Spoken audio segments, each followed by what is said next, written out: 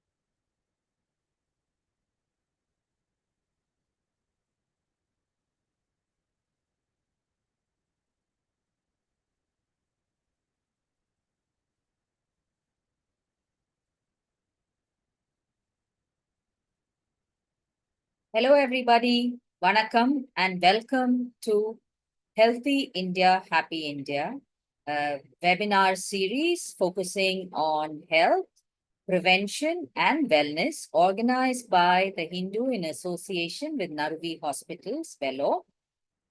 The series was kicked off on December 7, at Vellore in a function that was attended by the Deputy Chief Minister, Mr. Udayanidhi Stalin. The idea of this webinar series is to inform the people about various preventive measures that they can take in order to live a happy and a healthy life. The first such panel discussions was held at the hospital itself on the inaugural session, and it was on sleep and stress, the twin factors that affect our life. Today, we are back with a very interesting topic that is of particular use to women in recurrent urinary tract infections in women, management and prevention. We have with us a panel of very eminent urologists, experts, who will share with us their insights into the entire gamut of urinary tract infections with particular reference to women. So we will cover topics like what are the reasons for recurrent urinary tract infections among women? What are the significant risk factors? How can we mitigate these risk factors? And are there preventive measures? What are the current diagnostic criteria for treating them, treatment and management practices? And what is the role of antibiotics? And many more such questions will be handled by our panel of experts today. We have with us a panel of 4 experts, and I would just like to share their a brief introduction to the first speaker of the day, who will be Dr. Rohit Sethi. Dr. Sethi completed MBBS and MS General Surgery from St. John's Medical College in Bangalore and joined the Department of Urology in CMC Vellore in 2015 as a resident and completed his MCH in Urology from CMC in 2019. And then he worked as an assistant professor in the department for 1 year. He's joined Naruvi Hospitals as consultant. In 2020, has been working there since. He's also completed his international FRCS in urology. His interests are in endourology, laparoscopy, and renal transplantation.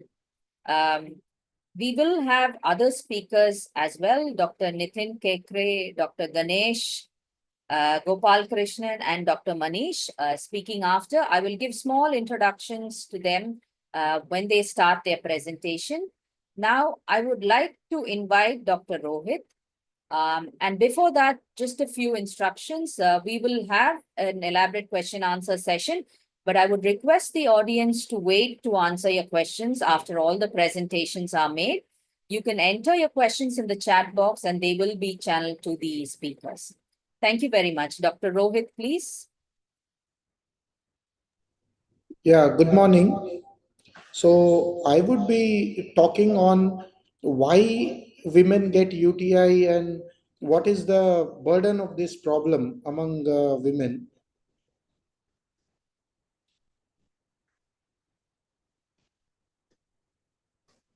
Yeah, good morning. So urinary tract infections are one of the most common reasons why a woman visits a hospital, and recurrent infections lead to recurrent problems, time lost from work, and necessity of administration of antimicrobials. So careful diagnosis, management, prevention is essential. Otherwise, overdiagnosis and unnecessary use of antibiotics can lead to multi-drug resistant infections. So, about 1 in 3 women have at least one episode of UTI by the age of 25, and half of all the women at least have one episode in their lifetimes. And those who get an infection, among them 25 to 30% have a recurrent infection in the next 6 months. This incidence increases with age, and there is a bimodal peak in incidence. First is around early adulthood, which is related to initiation of sexual activity.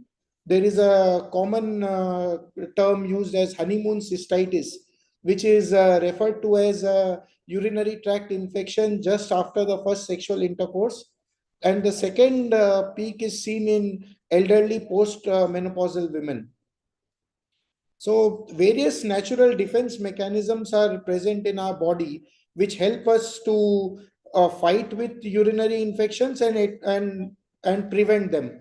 So first among them is the mechanical flushing effect of urine. So if any bacteria enters the bladder, it gets flushed out with urine.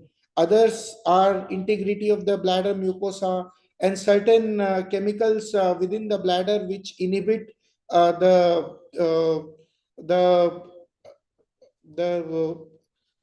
infection to set in, and urine is acidic and has a high osmolarity that also kills the bacteria.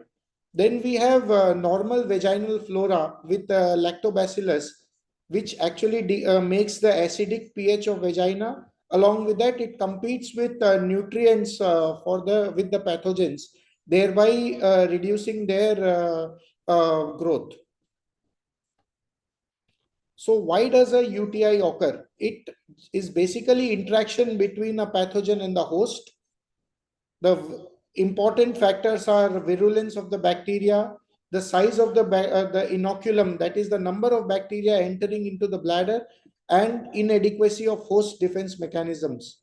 And most of these infections enter the urinary tract through reservoir in the bowel and the skin around the urethra. So, and they ascend via the urethra into the bladder.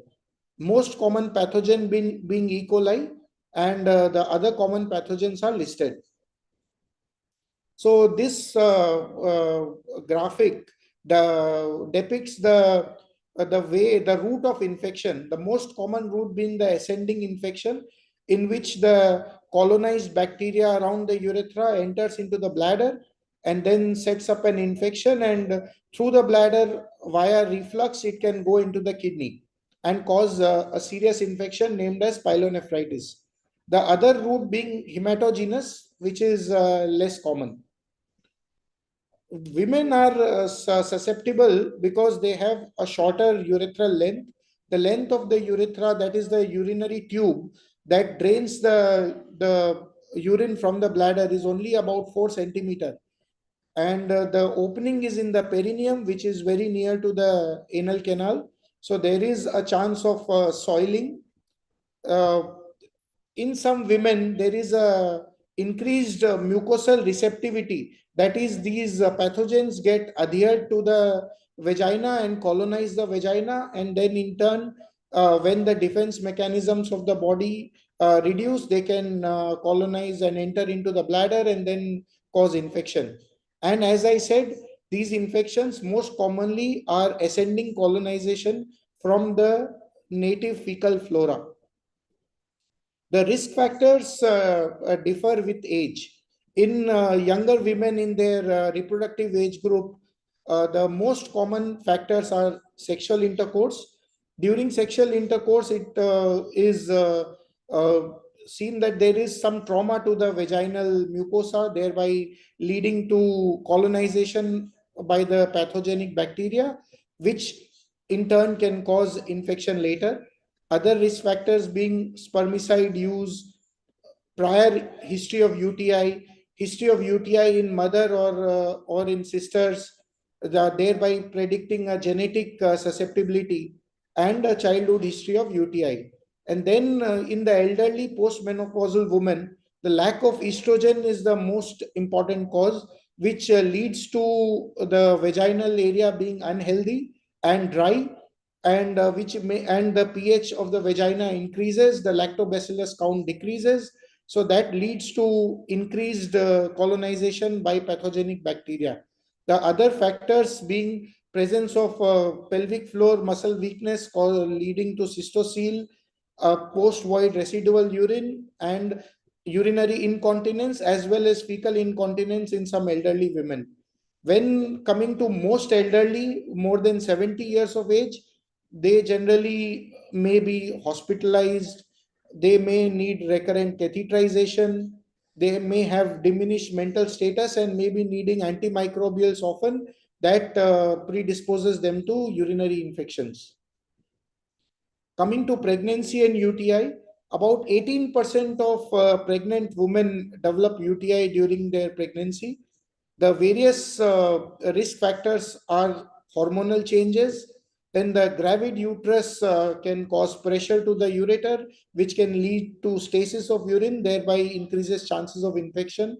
The bladder tone decreases, there is impaired ureteral movement, thereby predisposing them to having urinary infection. The what leads to recurrence? The recurrence may be due to two reasons. One may be reinfection, which is one of the most common. About 80% of recurrent UTIs are because of reinfection due to pathogens. Other reason means persistence of bacteria in the bladder. Some bacteria can form intracellular colonies within the bladder cells and thereby lying dormant, and when the host defense mechanisms are down, they can form infection again. All these things will be discussed in detail by the subsequent speakers. So thank you.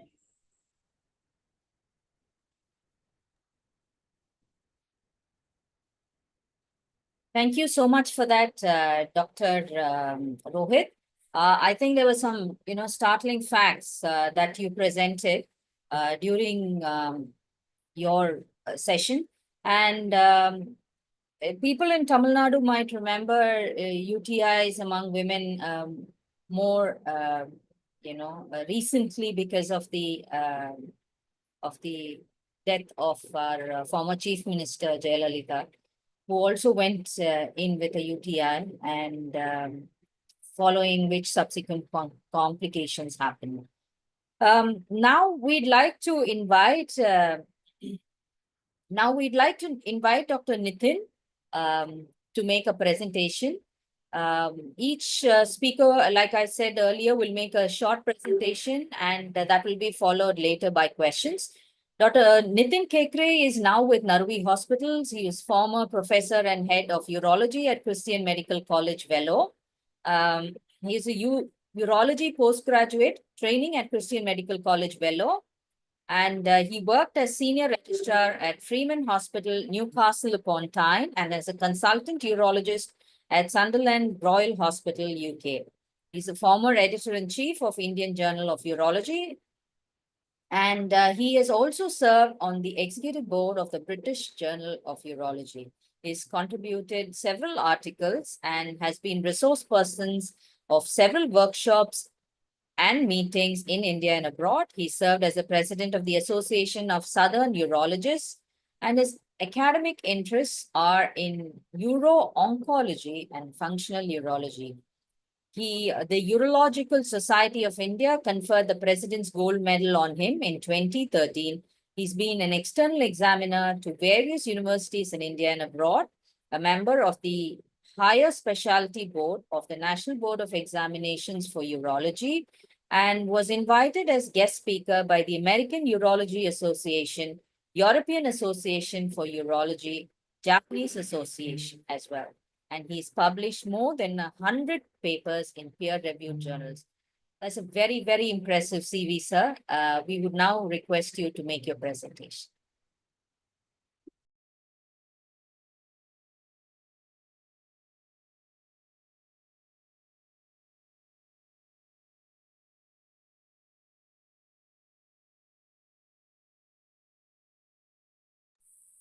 Thank you very much for your kind introduction. So Rohit has already introduced the subject of why women are susceptible. And it's such a common problem actually that it gets treated not only by general practitioners, gynecologists, and sometimes even the patient themselves treat themselves for urinary tract infection. So that leads to some kind of a management issues sometimes, and it's not uncommon for us to see that there. Why is not moving? Slides are not moving. Eh? Slide is not moving.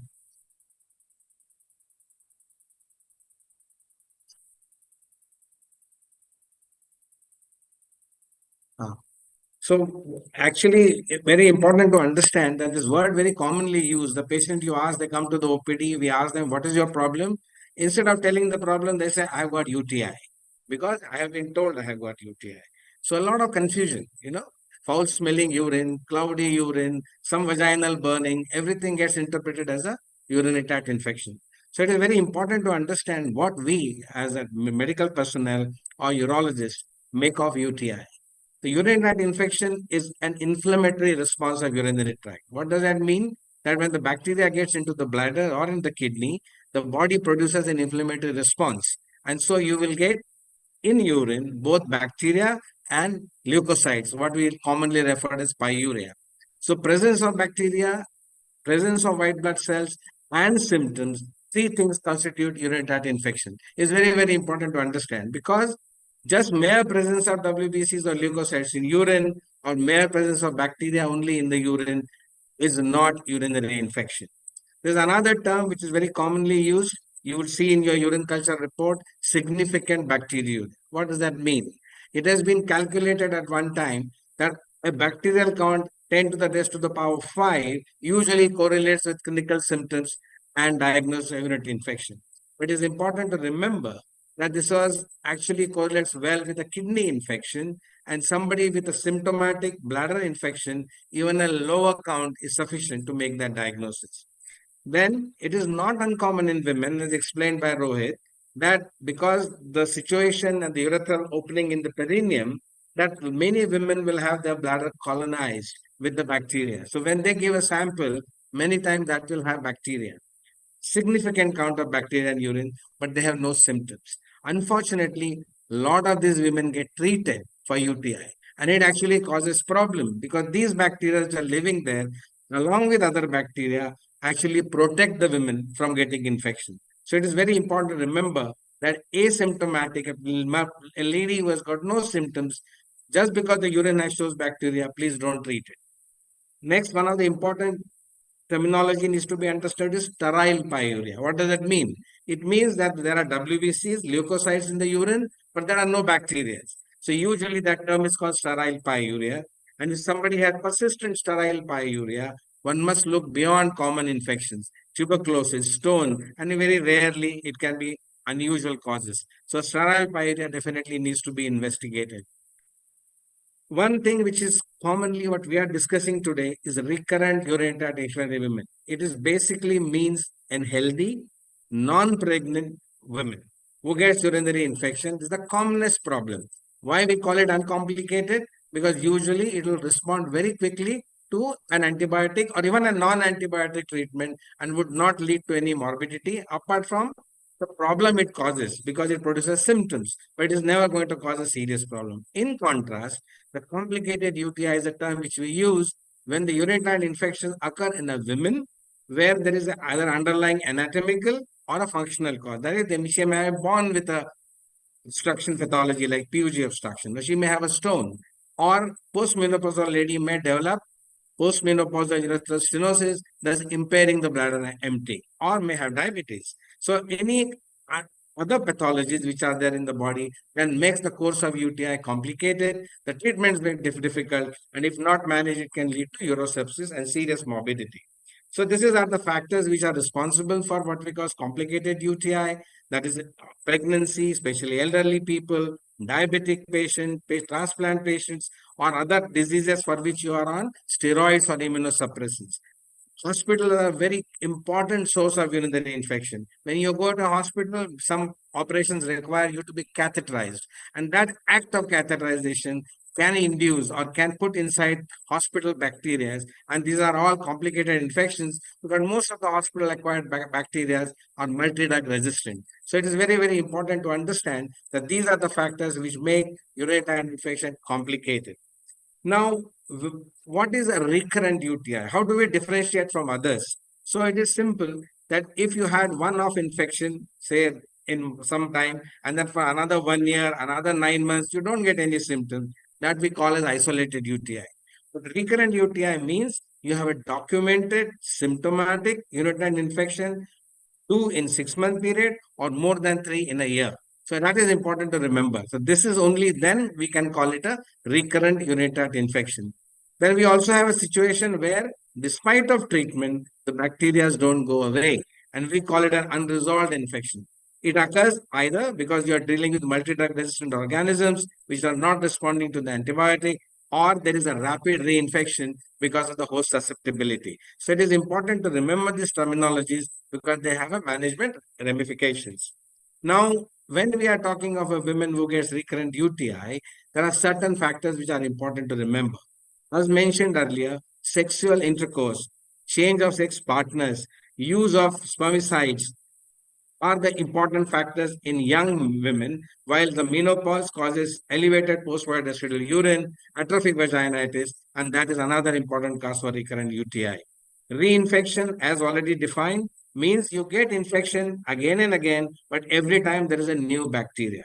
So that would mean that the host has a susceptibility, the woman has a weakness, which is making her these bacteria colonize, they ascend because the host factors, the defense factors are missing. Bacterial persistence or relapse, you treated it, antibiotic given, urine culture became normal. Again, 1 month down the line, same organisms appear and produces symptoms. These patients require thorough evaluation because that means there is a focus somewhere in the urinary tract, either in the form of a stone, diverticulum, or some communication, which is causing the focus to remain there, and you can't eradicate it unless you tackle the source. So how does the women present?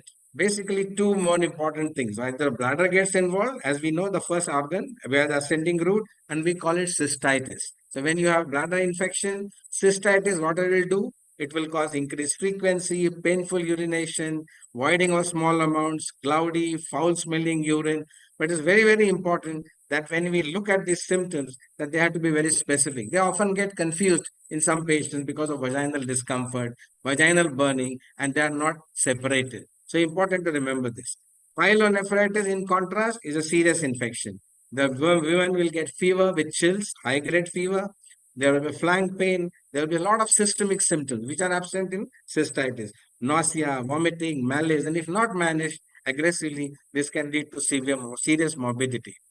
So when we look at these patients, what do we want to know? We want to first confirm, are the symptoms really urinary tract? That's number one. Is there any vaginal discharge which is causing the problem? History of constipation is extremely important because it's a contributing factor. Constipation leads to impaired bladder emptying. It produces a lot of fecal flora to accumulate. So it is important to make sure, because all these factors can be corrected, whether it is the use of contraceptives. Is the patient diabetic? In Tamil Nadu, it's not uncommon for the first time the diagnosis of diabetes to be made when the patient comes with urinary infection. Any history of pelvic surgery, recent antibiotic use for anything else, all are important things to consider. What do we want to examine this lady? We want to make sure that the urinary opening, that is the meatus, is of adequate size. There are no prolapse of gynecological organs like an anterior bladder prolapse or a uterine prolapse, which again can cause problem with bladder emptying. In postmenopausal women, vaginal atrophy, because that would mean that you may need to give them treatment accordingly. How do you diagnose? Simple. Urine examination is the cornerstone for making the diagnosis of urinary tract infection. As I said earlier, you need to demonstrate two things. There has to be WBCs and there are bacteria. It can be done by simple urine examination under a microscope, or there are dipsticks available, like a nitrite test, because the urine usually doesn't have nitrates. So the bacteria convert the nitrate into nitrites, and that can be detected by a dipstick. Same thing is there for our leukocytes. The white blood cells can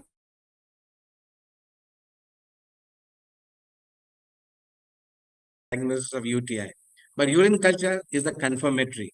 It not only gives you the organism, but also will tell you what drug to use. So it is important to consider urine culture in women who have recurrent UTI. Now, the question is, most of these recurrent uncomplicated UTI requires no further workup. But when you have the following things, that you had a pyelonephritis, you are getting recurrent infections again and again, if you are pregnant, or you get infection with unusual organisms like Proteus mirabilis, which can form infection stones, you need to be referred. You need to get evaluated properly to rule out a cause which needs to be tackled before you can be treated or cured of urinary infection. The most important thing which I want to spend some time on is a problem with urine collection. In my practice, this is a singular problem. The women are not told how to give a urine sample. They just give a urine sample, it always has bacteria. And this happens because it's contaminated with intrathecal bacteria. Labial separation is not done, so all the bacteria living in the labia get into the bottle. Obesity further complicates the problem. Elderly women, they can't maintain posture. They have a difficulty in giving a sample. So it is important that we need to make sure spend 5 minutes with them, explaining them how to give a urine sample, a simple microscopy as well as for culture. Unfortunately, this is not done, and a large number gets treated unnecessarily as a urinary tract infection. So, how to collect the sample? Spread the labia, clean it nicely with soap and water, start passing urine, not the initial, not the last. The midstream sample should be directly given to the bottle, and the bottle should be sent to hospital as soon as possible. If you are not able to do that, it need to be refrigerated. It is extremely important to do this. And in those patients where it is not possible to give sample like this, and you need to prove whether the lady has a UTI, one may have to resort to sterile catheterization or ultrasound guided direct aspiration from the bladder. So it is required rarely, but it's so important to avoid misuse of antibiotics. So why should we do urine culture? In general, it is said you don't need to do a urine culture for uncomplicated infection for the first time. It is probably true, but in our country, I think there is a problem. We are more and more getting MDR, multi-drug resistant organisms, and so I think in my practice, it is always better to get a urine culture to give a treatment. It never harms because there is no harm in delaying a treatment. You wait, at least give a sample and then begin the treatment. Thank you so much. Thank you so much for that, Dr. Nitin. I think we had some really excellent definitions that as common people we can relate to, and very thankful to you for that, sir. Now I would like to call upon Dr. Ganesh Gopal Krishnan to address us primarily on the treatment of UTIs. Just allow me a moment to give you a portion of his rather extensive CV. Dr. Ganesh is now Senior Consultant Urologist at Vedanayagam Hospital in Coimbatore. He was formerly Professor and Head of Urology at Christian Medical College in Vellore. He finished his MBBS at CMC and then did his MS Surgery at Safdarjung Hospital, MCH in Urology at CMC. His honorary degrees include Fellow of the Academy of Medical Sciences, Fellow of the Royal College of Physicians of Edinburgh. He has a vast teaching experience as a lecturer of urology, reader of urology, and professor of urology. His membership in professional organizations include in the Urological Society of India, British Association of Urological Surgeons, American Urological Association, Malaysian Urological Association. Is also a fellow of the Royal College of Physicians, Edinburgh, member of the Transplantation Society to issue guidelines for organ donation, life member of the Indian Society of Organ Transplantation, and founder secretary of the Association of Southern Urologists. He's also the past president of the Urological Society of India. He has been instrumental in starting a number of courses and providing workshops for others to learn from, besides visiting different countries to help with starting or reconstructing their urology departments. He is also awarded the BC Roy Award for Best Teacher 2006, Urology Gold Medal awarded by the Urological Society of India, Distinguished Service Award by the Société Internationale Urology in 2019. Dr. Ganesh, the floor is yours.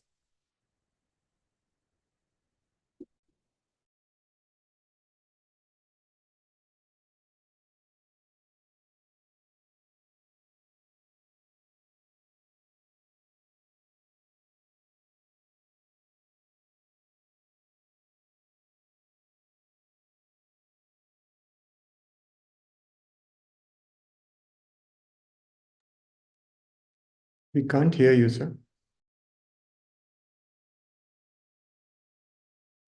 You have to unmute, sir.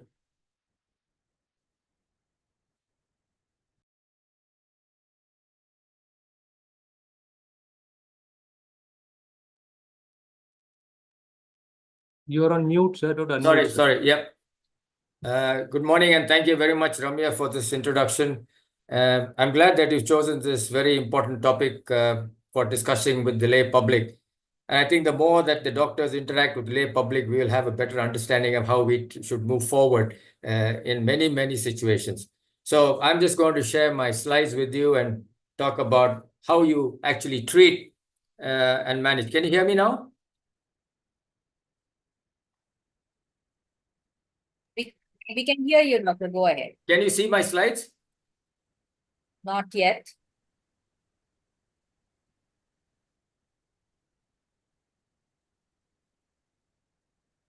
Now, can you see them? No, not yet. Oops. What's happening? I'm so sorry. I seem to have gone off. Would you like us to share it from here, doctor? You're on mute again.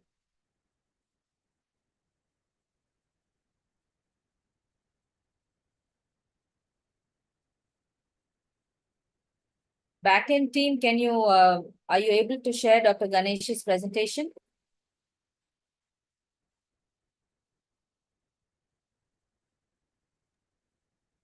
Sir, you have to unmute your audio, sir. Shafiq, can we share from here? Yes, ma'am. I think, Priya, you have the presentation, right? We're just checking, sir. 1 second. Yeah, sure. Dr. Ganesh, you have to unmute, sir. You're on mute, sir. You have to unmute your audio, sir. Dr. Ganesh, sir. You have to unmute your video, sir. Audio.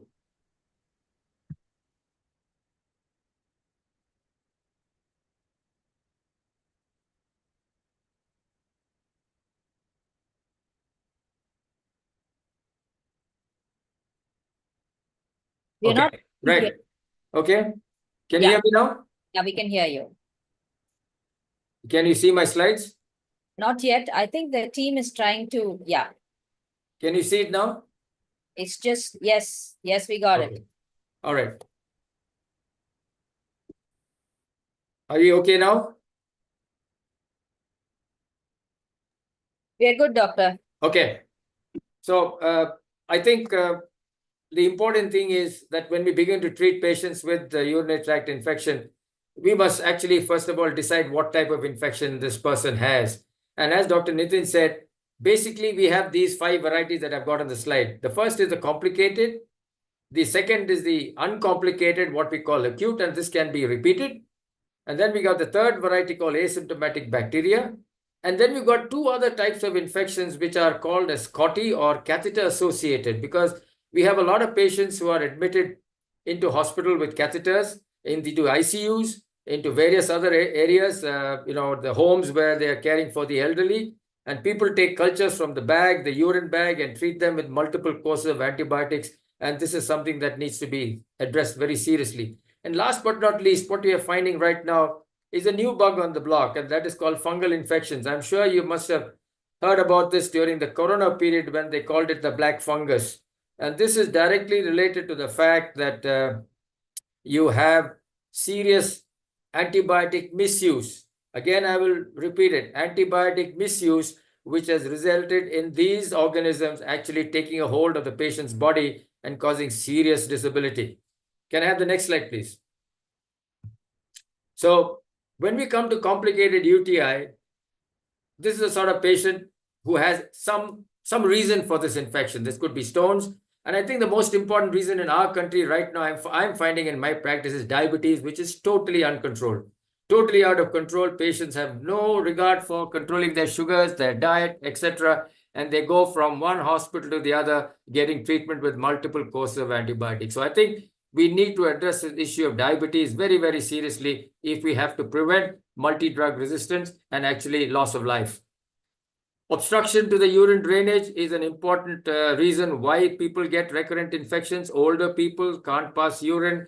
And as far as women are concerned, we know what the reasons are, as Dr. Nitin and Rohit have already said. A person who's immunosuppressed, a transplant patient, or even just somebody who doesn't necessarily have a transplant, but immunosuppressed for other reasons. There could be other conditions where their immune system is a little off, and they can have recurrent urinary tract infections. If somebody's symptoms persist for more than 7 days since the onset, then it's likely that he's got a complicated UTI. And last but not least, constipation. All the bacteria that we have in the urine all come from the gut. They're not coming from the air. They're all from the gut. And constipation is a very, very serious problem in patients. And I think anyway, everybody has to look at this issue if you have to control urinary tract infection. So when you have to treat a complicated UTI, it's straightforward, simple. Go to hospital. Don't hang around at home. You've got fever, you've got pain, you're feeling unwell. And the usual treatment is intravenous antibiotics for 14 days. Now, it depends on which hospital you go to and what their protocol is. So invariably, this is for 14 days on an IV because this is the kidney infection. And once the kidney gets infected, the morbidity is significant and it can cause terrible damage to the kidney if there's already a pre-existing reason for this complicated infection, which there is. I think the important thing is to complete the full course. What happens is after 3 or 4 days of the appropriate antibiotic, or even after a week, the patient feels well and they are discharged. And then, as Nitin said, they get another infection. So complete the full course. The people ask, is 14 days mandatory? Because, staying in hospital 14 days, a lot of cost. It's difficult, logistics. So what happens is that currently some people actually treat for 7 days and the patient is fine. Then they continue the treatment at home with an oral antibiotic, which is susceptible. The bacteria is susceptible to that oral antibiotic. And I think it's important to do a post-treatment culture and then correct the cause whenever it is possible. Don't leave the cause uncorrected and keep treating patients with complicated UTIs with multiple courses of antibiotics. There are many reasons, and that has already been discussed by Dr. Nitin. Uncomplicated UTI is by far the commonest reason why a woman would actually come to hospital. This may be the first episode and maybe never again. Some women have it again and again, once in a year, twice in a year, every other month. And as Rohit said, honeymoon cystitis could be the first time a young woman has a sexual experience and then bang on spoils the honeymoon that they have gone for, and that's it. One of the good things about honeymoon cystitis, apart from the fact that it's very distressing, is that it can never happen again. So don't get too worried about it. It may be the first episode and people think that every time they have a sexual activity, they're going to get it. It doesn't happen all the time. And some women are prone to it and some women are not. Another reason for uncomplicated UTI is postcoital urinary tract infection. And this has been alluded to by the reasons for this has been alluded to by Dr. Rohit. So in uncomplicated urinary tract infection, what's the treatment? Is urine culture necessary? As Dr. Nitin says, in our country, it's a good idea to have a culture. But, sometimes this could happen on a Sunday, this could happen on a Saturday evening, and you may not have necessary reason for a culture. So you start the antibiotics, and many patients self-treat. Treatment, is it actually necessary? I'm sure that there are women in our group right now who are listening to this who have actually had an episode, and without actual treatment, they have got better. This is by their own little tricks that they have, by drinking some fluids or controlling pain, they manage to clear the bacteria. What are the drugs which are standard recommendation? Are fosfomycin, trimethoprim, and nitrofurantoin. So these are drugs that you could actually take even if you don't have access to a hospital. You're in a place which is far beyond, you're on a holiday. And what is the recommendation? How many days? Usually I say 5 to 7 days, and that should be enough to treat him. Sometimes what happens is that the symptoms may persist, although the bacteria are no longer there, the symptoms might persist. Should we do a post-treatment culture? Not necessary. Not necessary to do it. One of the things that I advise women is when they're going on a holiday, especially overseas, these medications are difficult to get. So I tell them, you take a sample of this from here, have it in your bag, because you're on a holiday, a lot of things can happen. You might get a urinary tract infection and it could spoil your entire holiday. So self-treat. It is an uncomplicated infection apart from the fact that it causes a lot of distress. Just treat yourself and you'll be fine. So don't get too worried about it. What are the other preventive measures that you want to take? Plenty of fluids. A lot of people say plenty of fluids. Now this could be a double whammy situation because what happens is there are good things in the urine, there are good things in the bladder which don't have to be flushed out. The problem with drinking too much of fluid is your bladder fills up very soon, and then you may not have access to a toilet. And then you're holding urine for a long period of time, and this again causes what we call ischemia. That is, when the bladder pressure rises, it actually stops the blood supply to the bladder. And as Dr. Rohit said, these bacteria are lying within the bladder wall. They are sort of colonies there. And then they resurrect themselves, and then again, you can get a recurrent UTI. So don't go on drinking tons and liters of fluid. Just take enough, about 1.5 liters of fluid. That's about enough for you. And this includes all types of fluids, water, tea, rasam, more, everything that is there is all fluid ultimately. Most important thing is avoid constipation. As I said, the bacteria come from the gut. You have to avoid constipation in your setting, and make sure that if you need a laxative, take it, adjust your diet, have some fiber, and avoid constipation generally. Do not delay urination. I mean, women who work in offices, women who are traveling, toilet facilities now seem to be a bit better, but again, it doesn't happen all the time. Again, school children also, because some of the toilets in schools are not good enough for the women, for the girls to actually go. So you will find at your own house that your daughter would come running from school, will not say hello to you, but just kick her shoes off, throw her bags, and go straight to the toilet. Now, that's not a good thing to happen. What about things like cranberry and probiotics? Cranberry is popular. It's useful. I would say that it doesn't cause any harm, and I've got patients who swear by cranberry and they continue to take it and are free from it. So if something is not going to produce any harm, it does some good to some people, why not take it? Probiotics, yes, they do actually improve the gut flora and therefore reduce the chance of infection. What about vaccines? Yes, there are vaccines now. Just like vaccines are there for many things, there are vaccines for recurrent urinary tract infections. Some of these are actually approved by the European Association. And there is one vaccine called Eurovaxom, plus there are others. These can be taken orally, they can be taken intravaginally, very various ways by which these vaccines are. But they're not right now freely available in the Indian market. You've got to import them for some patients from overseas, and it's not cheap. It costs an arm and a leg. So I think you need to be careful about it. But they are there, and vaccines need to be used only under medical supervision, not just because you have to take a vaccine that you go and take it. There's another thing called fecal microbiota transfer. Now, this is something that you might find a little distressing to stomach. But you see, there are some women who have no infection at all, whereas there are other groups of women who have infection. And we know that it's all from the gut. So what is done is they take the stool, the feces from a person who's healthy, sort of sterilize it, if I might use that word, and put it back into the rectum of the patient who's suffering from recurrent urinary tract infections, because this alters the gut flora and prevents them. Yes, there are certain centers which are doing this in various hospitals, and it seems to have an effect in some women who do have recurrent UTIs. What about bacteriophage therapy? Now, what is a bacteriophage? Bacteriophage is nothing but a virus which actually goes and eats up the bacteria. The bacteria are there in the urine. You're using another agent to actually kill it. And surprisingly, a lot of bacteriophage therapy has been pioneered in the old Eastern Bloc countries. Poland, Georgia now, Tbilisi is a big center, Russia. These are places where bacteriophage therapy has been used, is continuing to be used to the treatment of patients with recurrent infections. What about antibiotic prophylaxis? As Nitin said, that when you have recurrent infections more than 3 a year, it can be distressing. So some doctors, some urologists, some physicians would put these patients on what's called a low-dose antibiotic prophylaxis.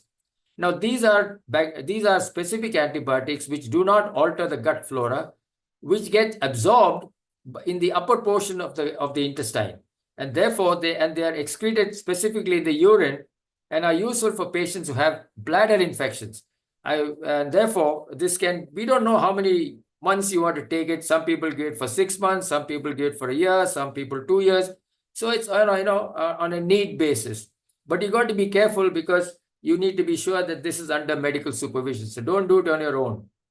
What about post-coital prophylaxis? Sadly, there are some women who get a UTI every time they have sexual intercourse. Now, this is very distressing for both husband and the wife or the partner. And so what we advise such women is just take a pill after that, wash down, empty your bladder, and then take this pill, which is an antibiotic, which is specific for this particular sort of situation. These drugs are, as I said earlier, nitrofurantoin. You could take fosfomycin, or you could even take trimethoprim. Asymptomatic bacteria, I've just shown you briefly what, Dr. Rohit has mentioned this, and Dr. Nitin again has mentioned this. Now, this is a real problem because we get patients who have urine cultures done and they're just treated with antibiotics when they are when they have no symptoms. Now, this is a misfortune in our country that you can go to a medical shop and get the world's best antibiotic, the most high-powered antibiotic, just like that. This has to stop. This is a serious issue. This has to stop completely. And I think that we as medical professionals, we as people who are concerned, make some effort to make sure that these high-end antibiotics are not there on the shelf. And as I can show you on the slide here, you can see that this is a patient who had a urine culture done and everything is resistant because all the common antibiotics which are used is resistant. And, this can cause a serious problem when this patient has a serious real infection. We don't know what to give. So basically, asymptomatic bacteria, Dr. Manish is going to tell you about it more, but this is something that you do not treat. You will treat only when such a patient is going for a procedure. That means if a patient with asymptomatic bacteria has to have a valve replacement, you treat. If a patient with asymptomatic bacteria has to have a hip replacement, you would treat. So any procedure that is to be done on such an individual, you treat for that short period of time and go ahead with the procedure. So finally, the take-home message here is complicated urinary tract infection is a serious condition. It requires you to treat immediately, urgently, and make sure that you destroy the bug. Ensure very, very strict control of diabetes, please. Very, very strict control of diabetes. There's nothing, it's left to you. The doctors will give you insulin, the doctors will give you tablets, but then everything, the buck stops with you for you to control your own diabetes. Exercise and modify diet to avoid constipation. Exercise is important. And, we need to metabolize our glucose. Do not over-distend your bladder. Find a toilet and empty yourself within 2 to 3 hours so that, you don't have a problem. Do not treat asymptomatic urinary tract infection. And if you're traveling overseas, take some tablets of nitrofurantoin and some sachets of fosfomycin. This might help you. It may save you a lot of finances visiting an emergency in countries like the US or in United Kingdom. So thank you very much to Hindu and to Ramya for this opportunity. Thank you very much for that, Dr. Ganesh. It, really traversed the gamut of what should be done and what could be done and what we can even do at home. Before I invite the next speaker, this is just a reminder to our audience. Ask questions. A few questions have come in. I can see them, but please do register your questions in the chat box. I would now like to call Dr. Manish Sinha, who is with us today. He joined NU Hospitals Bangalore in 2010, headed the Department of Urology from 2016 to 2022. And Dr. Manish is an alumnus of the Maulana Azad Medical College. He completed his training in urology at CMC Vellore in 2004. He established the Department of Urology at Tata Main Hospital, Jamshedpur, between 2005 and 10. And today he is continuing with the NU Hospitals as Senior Consultant Urologist. He's also the founder director at Eurosurge Private Limited, a venture supported by Startup India, which is attempting to create innovative surgical products in urology. Dr. Manish, the floor is yours.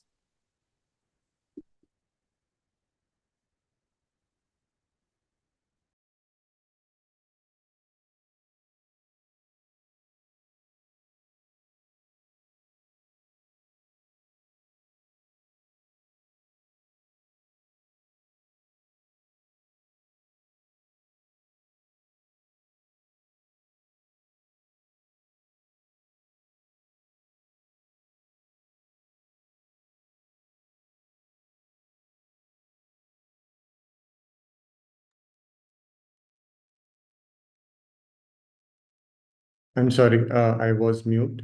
Can you hear me now? Yeah. So I would like to start by pointing out a discrepancy here.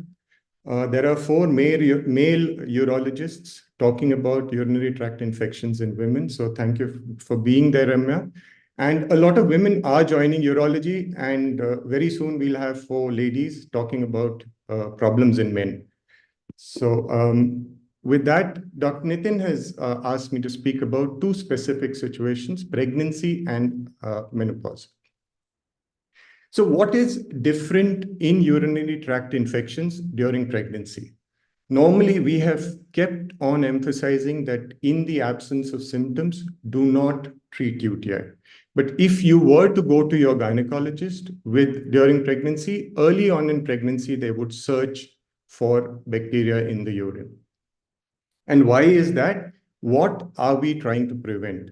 A lot of this will be repetition, but what we know is that we have about 2 to 7% of women who have bacteria in the urine when they go during pregnancy. The problem is that it can affect the kidney in 20 to 30% of these. If the kidneys do get infected, you run a risk of both maternal complications and the risk of preterm births. So finally, by treating this bacteria in the urine, what we are trying to prevent is infections in the kidney. And why should the kidneys be at a higher risk during pregnancy? The enlarged uterus does not allow urine to go down. Also, there is a hormone, progesterone, which is relaxing the ureters. And like Rohit said, infections travel up from the bladder to the kidney, and this supports it. There is some experimental evidence that during pregnancy, there might be some immunosuppression, but the question mark is there because the evidence is not very, very strong. During pregnancy, are some women at higher risk of urinary infections? Unfortunately, in our country, young pregnancies are common, and pregnancies less than 20 years, there is a higher risk. First-time pregnancies carry a higher risk. In the preventable measures, smoking, surprisingly, which is again increasing in women in our country, is a risk factor for urinary infections, amongst all the other things. Uncontrolled sugars. Dr. Manish, your slides are not moving. So they're moving it's here. static at the initial slide is static here for us. Sorry.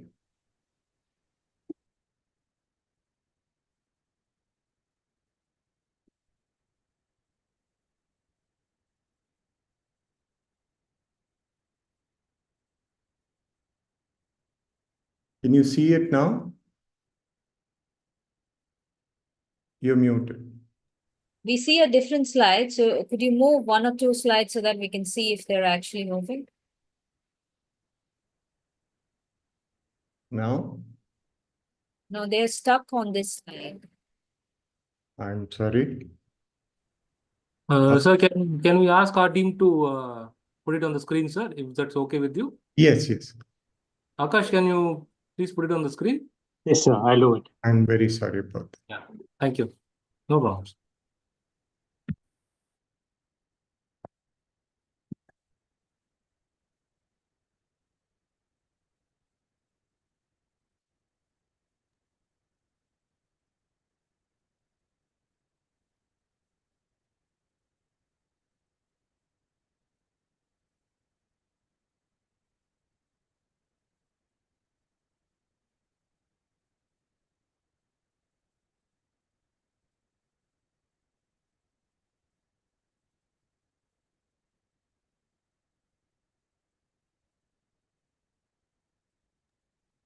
Yeah, now we can see.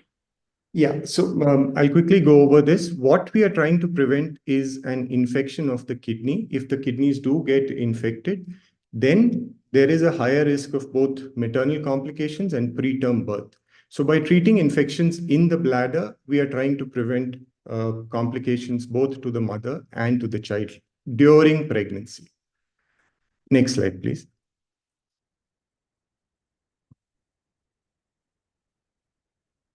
Yeah, so why should the kidneys be at higher risk during pregnancy? The enlarged uterus does not allow urine to flow down the kidney. Also, the hormone called progesterone relaxes the ureter and infections can travel up towards the kidney faster. There is some evidence that these women might be immunosuppressed. Next slide, please. Very young women, less than 20 years, like I said, very common in India.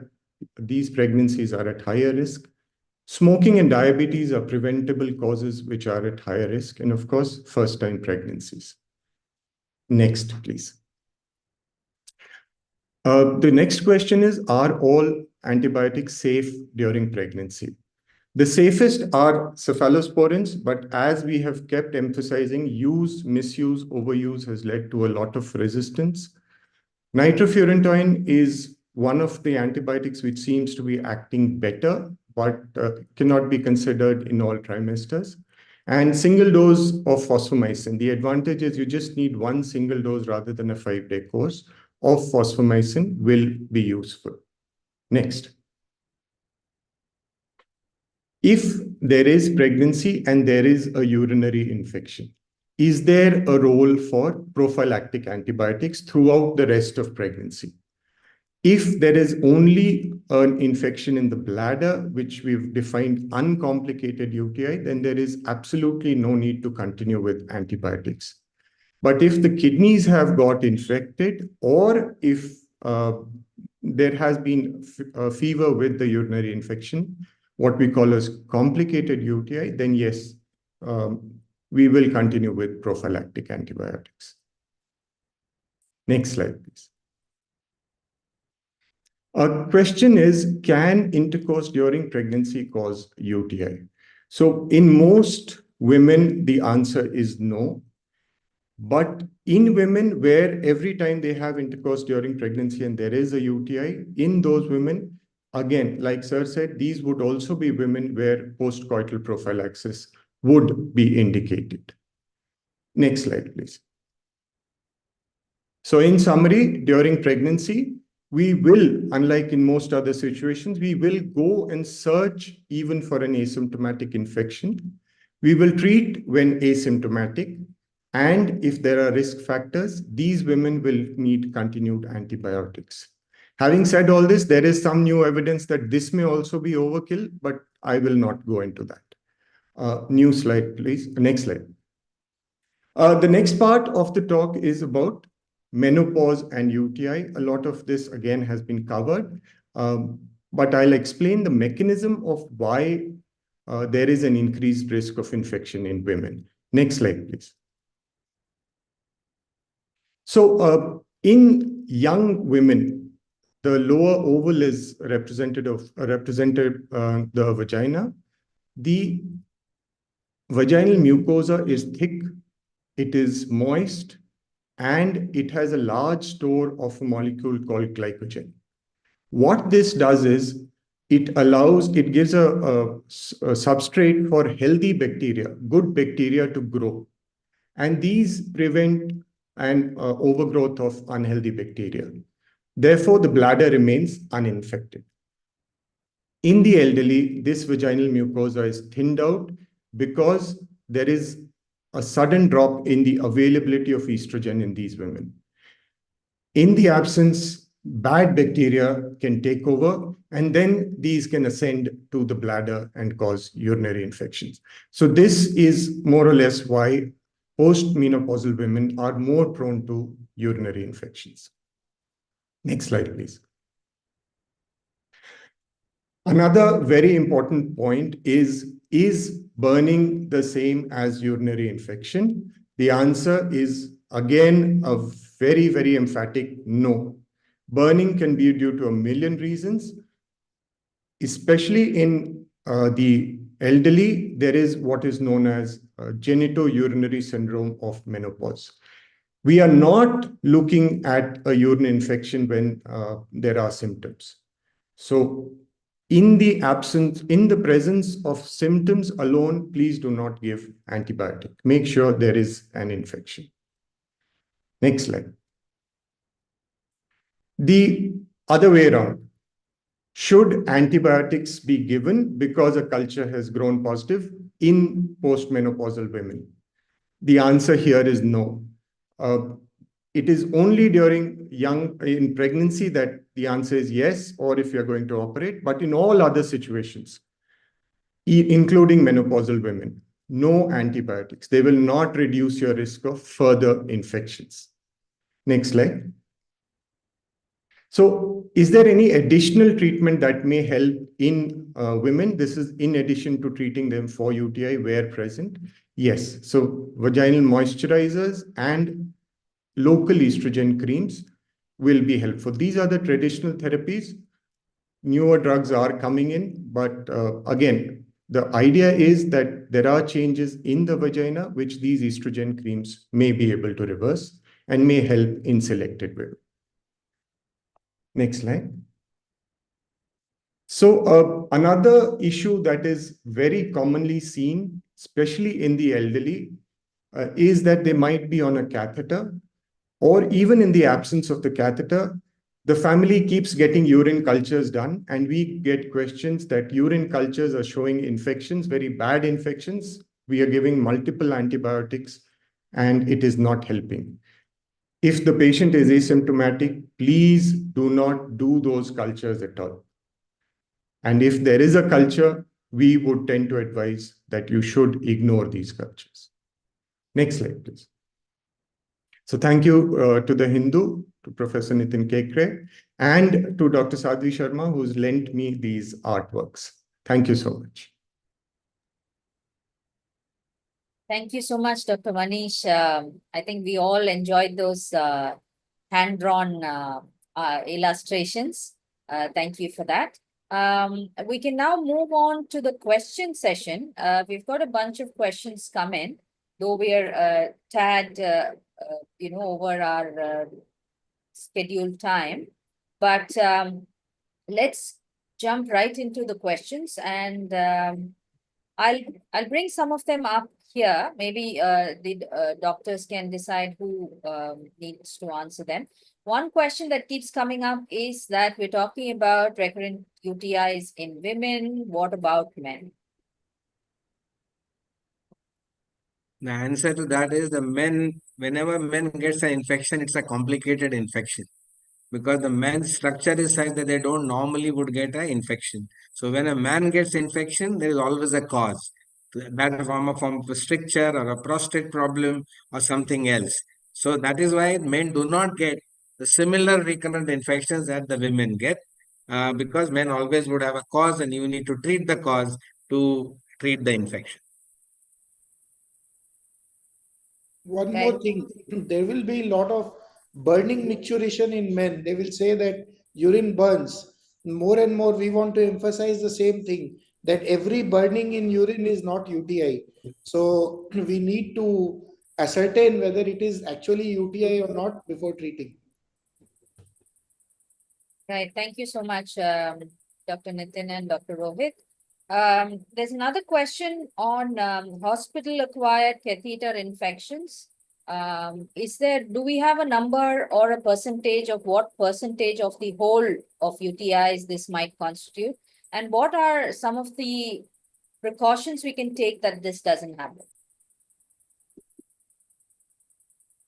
Dr. Ganesh, want to take it? Yes, Dr. Ganesh.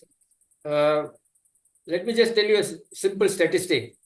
If any man, normal, or any woman, normal, has a catheter put inside, within 24 to 48 hours, the bacteria will colonize. Most of us get away because there's nothing structurally wrong with our urinary system. So the catheter is removed. Now, unfortunately, in a hospital, the setting is very different. As Dr. Nitin said, there are numerous bacteria floating around in hospitals which are now multi-drug resistant, because they're all ICU borne or from various other problems in the medical wards. So a catheter is put in simply because for two reasons. One is to measure the output of urine. Patient is very sick, so to measure the output of urine, so catheter becomes necessary. Secondly, the catheter is put because the patient cannot get to the toilet. I tell people there are three things that are necessary for somebody to pass urine. One is an intact brain. If you don't have an intact brain, you cannot pass urine properly. Two, you must have mobility. You should be able to get to the toilet in time. And third, last but not least, in our country, you need to adopt a suitable micturition posture for you to enable to pass urine. So if any of these three things are not there, you have to put a catheter. Now, what happens? The patient is treated for some other problem in the hospital, but because they are in the hospital, you will get bacteria. As long as the catheter is draining, as long as the urine is fine, do not treat this. Treat the cause. Don't just do a culture and then find that you're banging him with antibiotics. You will just get multi-drug resistant. And then if there is sadly, if there is a structural problem which you have forgotten, when you take the catheter out, these bacteria are going to give trouble again. So I think we need to be careful. It's a known fact that catheter-associated urinary tract infections are a very, very serious problem of multi-drug resistant. The catheters have a biofilm, and whatever technology we use, we haven't been able to crack it yet. But catheters are necessary in the treatment of patients, sadly. But we have to do it. We can't help it. Just to add to what Dr. Ganesh said, the prevention is very important. So the simple thing is, do not put a catheter if it is not necessary. Remove the catheter as soon as the job of the catheter is over. Do not use, and making sure that the urinary catheter is connected in a sterile manner to a closed drainage system. The most flouted thing in the hospital is the drainage system. The nurses who are attending them, they don't use hand gloves. They are caring for other patients and carry this nosocomial bug from one patient to another. So these are the simple myths. Do not use antibiotics because patient is on a catheter. Do not use antibiotics because the urine in the bag looks cloudy. So these are all unnecessary things. So basically, the most important thing is there are many hospitals which actually follow a policy overseas because COTI is the most common cause of nosocomial infection and morbidity in all hospitals.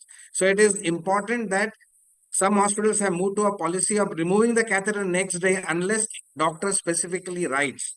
So there are certain operations where we catheter for longer. Rest, it is just forgotten. It is there, you are not bothered. So there has to be a hospital policy that all catheters should be removed unless doctor specifies the duration, like an antibiotic. So I think the most important thing is catheterization process itself is very important. It is left sometimes to a junior person. It has to be taught how to catheterize a patient aseptically without introducing the infection. The bacteriuria would develop in 72 hours in most of the patients, but you will not introduce an hospital bug if you are properly catheterized. So these are the few things we must practice and avoid use of antibiotics. That's the single most. Sending unnecessary culture and treating it. It is all unnecessary. So that's most important, I think. Right. Thank you so much, doctors. There's one question. It looks like a lot of medical professionals or students have joined us. And there are also people who are asking really personal questions with their personal medical history. We'll first handle all the general questions that we can take. So one question is, would all complex UTIs require a 14-day hospitalization period? Can't the intravenous injection be done in OPD to prevent hospital-acquired UTI? So till the patient is sick, it is better to be in hospital till they are having fever. Once they are afebrile or asymptomatic for maybe 48 hours, then they can, if they have facility to take antibiotic at home, or they can come to OPD and take injection and go, that is all right. But till they are sick, they should be in hospital. Once they are symptomatically better, they can move to home-based or OPD-based antibiotic regimes. Right. So another question that's come up is during pregnancy, is amoxicillin or nitrofurantoin, which is preferable? While amoxicillin is considered safer, it is not, most of the time it will no longer be effective in the bacteria that we see nowadays. Nitrofurantoin is more likely to be effective, but towards the end, in a certain set of women, it may not be recommended. So again, like sir has been saying, medical supervision, and then let them decide the antibiotic. And again, empirical decision between amoxicillin and nitrofurantoin is not a good idea. Always get a culture done. Right, thank you. I'm just looking through the questions. Okay, I think this was mentioned by Dr. Ganesh, but it is again. I frequently travel abroad. I am 59 years old and I had a UTI twice in my life. What medicine can I carry abroad as a precaution?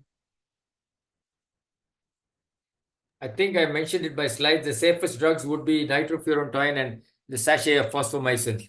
And these are available as 3-gram sachets. So you just take 1 or 2 or 3 and keep it in your bag. And nitrofurantoin if you are able to tolerate it. And these days, these drugs are freely available in our country. So I actually tell patients, I give them a prescription, they go and buy it. And I give the prescription to them because sometimes, they check in the customs what drugs you're taking and you may have difficulty. So these are safe drugs. Trimethoprim is also a very safe drug to use in a situation. But the first two are the ones that are probably easier handled by most patients. Right. So one more question on catheter. For a prolonged bedridden patient, how long can we have the urinary catheter on? Nitin, you want to take that? Or Manish?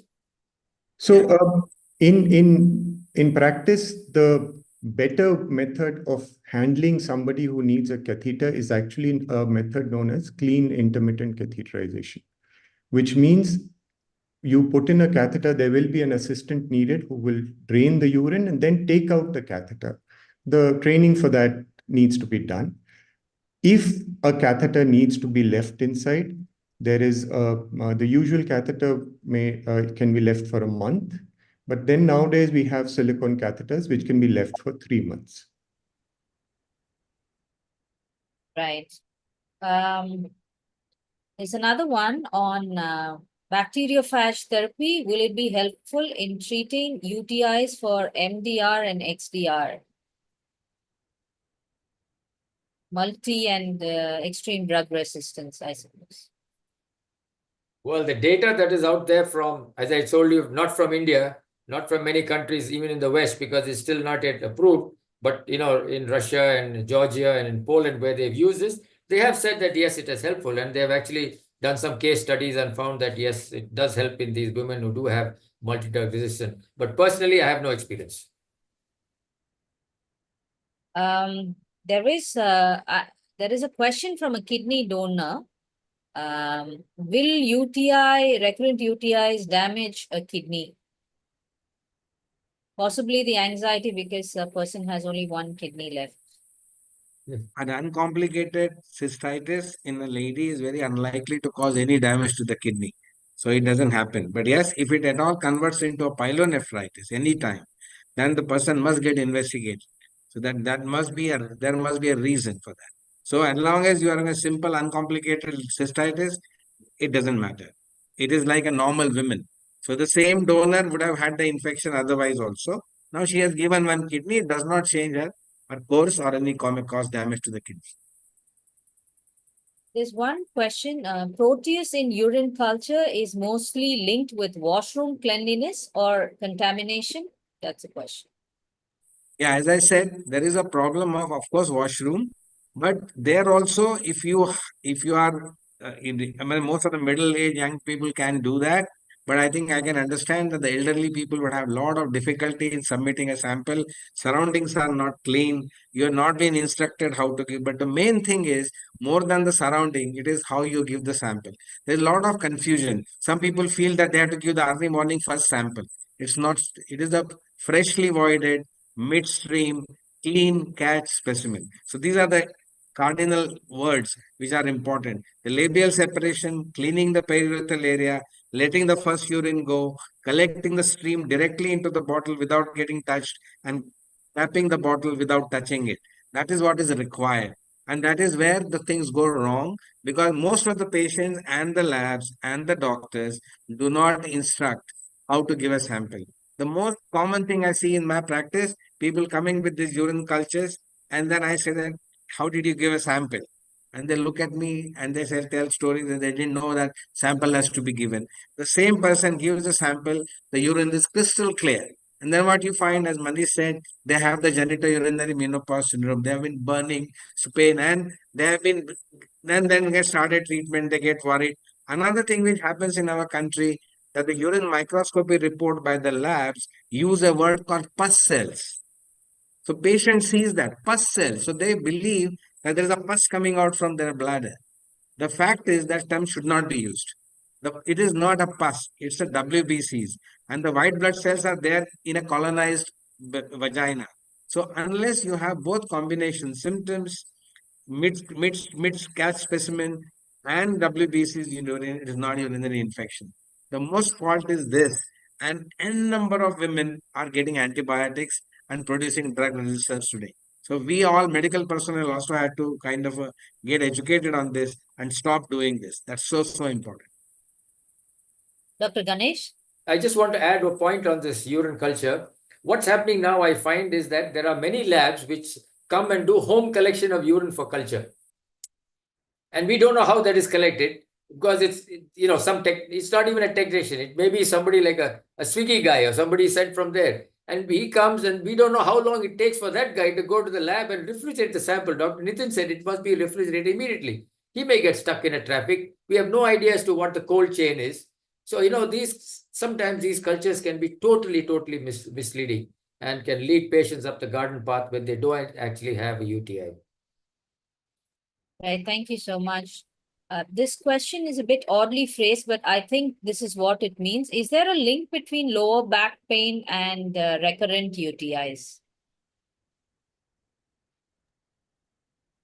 Nitin, take that, please. Unmute. The person can feel a backache sometimes, but it is unrelated to UTI. It is not unrelated. So please do not, just because I got a low back does not mean it is urinary. It is not. But the symptoms sometimes can be very vague. The pelvis is an area where a lot of organs are there in women, and an inflammation of an organ can produce symptoms, but that's not the cardinal symptom of urinary infection. Yeah, so there's also a question on what precautions can one take in public toilets? Because, it's quite likely that most of us are now outside and might have to use public toilets. Can I answer that? Yes. The usual advice that we give in our hospital to patients is, firstly, public toilets do not cause UTI. Like we've emphasized, keeping the bladder empty is important. You over-distend your bladder because you're trying to avoid a public toilet. The damage has already been done by the time you've reached the toilet. And then you go and use that toilet in desperation, and then you blame the toilet. So dirty toilets are not really the cause of urine infections. Keep the bladder empty, keep the bowel empty, prevent constipation. And if you're a diabetic, you control your sugar. So these are the lifestyle changes.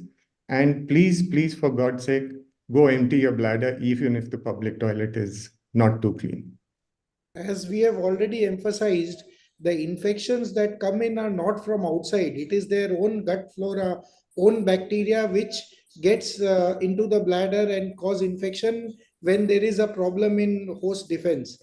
So yeah, over distension of the bladder can cause them to have an infection. So it's a very like a misleading thing. Many people believe that since they passed urine in an unclean toilet, they got bacteria from the toilet.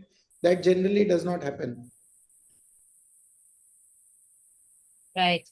So there's one question on treating. How can you highlight the procedure to treat urinary GBS in pregnancy?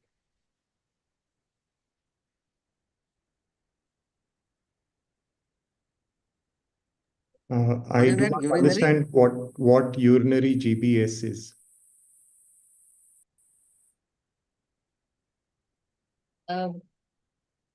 Please answer that question. Whoever put in this question, do answer that. Okay, then can you please throw some light on last resort antibiotics like colistin? There's also one ahead of the impact of these last resort antibiotics on the liver and kidney. So these antibiotics should not be, first of all, used by patients on their own. These are for extremely like multi-drug or extended drug resistant organisms, and it has to be done in the hospital setting. First, we need to do a culture and then do a MDR panel and prove that whether these antibiotics are going to work. Then only under hospital supervision, these antibiotics has to be given. Yeah, these antibiotics are having collateral damage, but these are used in very desperate situations, and these are, as already mentioned, last resort. So when it is a desperate situation, we have to take desperate measures. I'd like Another to thing to add. add to this is that many times patients who have undergone surgeries in the hospital, not uncommon that their urine culture will grow these MDR organisms. If they are not showing any symptom, just wait on them. They are healthy people, they wash away. So do not use this cholesterol and meropenem and all that for asymptomatic lady who had been to hospital, had a hip done or something done. She has got no symptoms, but the urine culture was done following catheter removal, and that shows MDR organisms. Please do not treat it. Majority of them will wash it away. If they develop symptoms, just as Rohit said, treat it accordingly. The biggest problem today we have is this, that we don't look at any of these things and start treating them with antibiotics. So I think that needs to stop. Sir is mentioning we should not treat the report, we should treat the patient. I would like to point out a very happy change that has occurred because of the conditions. One of the conditions that the National Accreditation Board of Hospitals puts in. Even as a urologist in my hospital, I cannot advise colistin or meropenem without filling up a form, without taking permission from the microbiologist, and this is being audited. I think the effort is in the right direction, and eventually we hope that all these antibiotics will not be overused. Right. So there have been questions, a number of them personal, saying that they have been on antibiotics and the UTI is probably under control, but the irritation, burning in the urethra, anus, as well as acute urination sensation continues. So is there anything to address this condition? As I said, these patients need to be evaluated separately for that particular problem and find out why they are having this problem.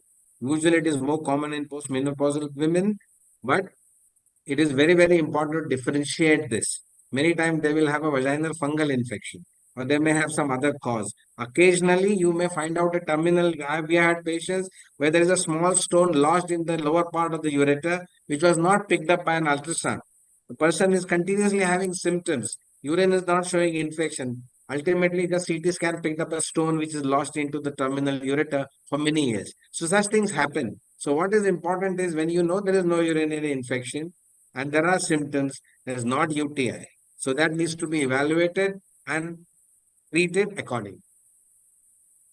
Right. I think we've reached nearly 1.5 hours of this excellent presentation on recurrent urinary tract infections in women, management and prevention. And we've had a wonderful panel of experts here who've shared with us multiple aspects about UTIs, women. They've also patiently answered questions, including personal questions from patients. We would like to thank our panelists, Dr. Nitin Kekre, Dr. Ganesh Gopal Krishnan, Dr. Rohit Sethi, Dr. Manish Sinha, for coming here, sparing your valuable time on a Sunday, and making this effort towards making a happy India and healthy India. Thank you so much, and our thanks to the audience as well for being present. Thank you so much. Thank you very much. Thank you so Thank you much very for much, the Hindu Nitin. team Thank and you the to Hindu. backend team for for stepping stepping in. in. Thank you so Thank you much. so much. Thank you. Thank you. Bye, bye, bye. Thank you, madam.